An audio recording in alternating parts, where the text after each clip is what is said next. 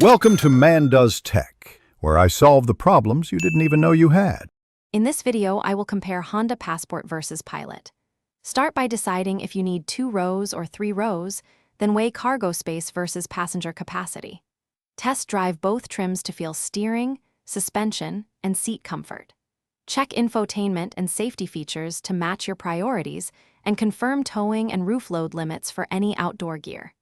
Use this guide to narrow choices and prepare for negotiation at the dealer. Compare engine feel, acceleration, and steering feedback to pick the better match for your driving style. Note that the Passport leans toward sportier handling, while the Pilot cushions passengers on long drives. Try both on highways and local roads to assess noise, body roll, and braking confidence. If you tow, verify rated towing capacity and cooling features. Evaluate fuel economy, claims versus your daily mileage to estimate ownership costs. If this video is helping you, please subscribe and like to support future comparisons.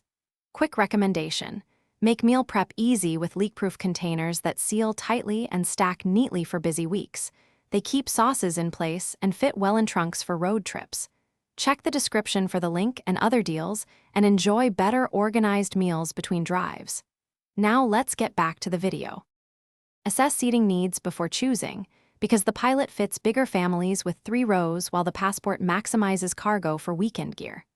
Measure rear seat legroom and cargo depth for strollers, bikes, or suitcases to ensure a good fit. Check headroom and seat adjustability for tall passengers, and test folding seats for ease and speed. Consider optional roof rails and towing kits if you plan to carry kayaks or a trailer. Thanks for watching. If you found this helpful, don't forget to like and subscribe.